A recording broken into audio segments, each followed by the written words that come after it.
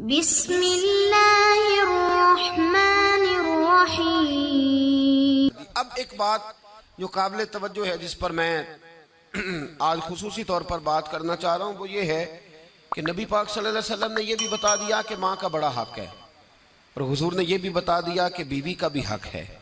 जो तुमने खुद खाना है उसे खिलाना है, जो खुद पहनना है उसे। अब मसला पता क्या होता है, बीवी का मुतालबा है कि तू सिवाय मेरे किसी की नहीं सुनेगा। वो कहती है कि चूंकि मैं आई हूं सारा कुछ छोड़ के, अब सिवाय मेरे तो किसी और की नहीं सुनेगा। अम्मा कहती है कि चूंकि पैदा मैंने किया है, परवरिश मैंने की है, जवान मैंने किया, तो हुकूक मेरे ज्यादा है।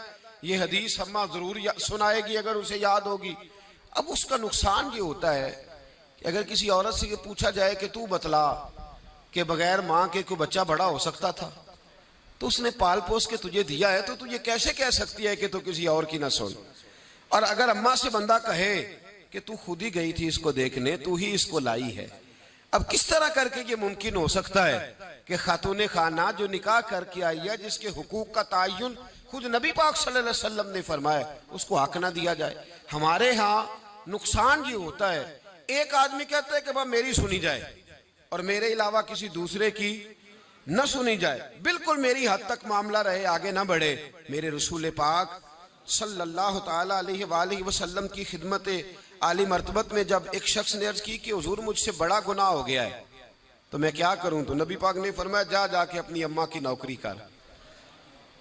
एक कोई ऐसा गुनाह उस सहाबी से हो गया था जो दौरे जाहिलियत का था, शारहीन ने लिखा है। अब वो जिनके हुकूक जाया किए थे वो मिल नहीं रहे थे, या वो दुनिया से जा चुके थे, तो उसने हाल पूछा कि हुजूर अब क्या करूं, तो नबी पाक अलैहिस्सलाम ने फरमाया जा अपनी अम्मा की नौकरी कर, अल्लाह तेरे गुनाह माफ कर देगा। उस सहाबी ने फौरन कहा हुजूर मेरी तो अम्मा पर्दा कर गई, मेरी अम्मा तो विसाल कर गई। तो हुजूर ने एक नया हक बयान फरमाया, महबूब ने फरमाया जा जाके खाला की नौकरी कर, अल्लाह तेरे गुनाहों को माफ फरमा देगा। और फरमाया खाला भी मिसले माँ के होती है, खाला भी मिसल, तू जाके तो हुजूर अलैहिस्सलाम ने तो खाला का हक बयान कर दिया, नबी पाक ने तो तयन कर दिया कि तूने नौकरी करनी है। अब अगर बेगम साहिबा को एतराज हो कि तू खाला के घर क्या लेने गया था, तो उधर क्यों गया था, तो ये उसका एतराज इसलिए दुरुस्त नहीं है कि इस हक को रसूल पाक ने बयान फरमा दिया है। नबी पाक सल्लल्लाहु अलैहि वसल्लम ने इसका जिक्र फरमा दिया।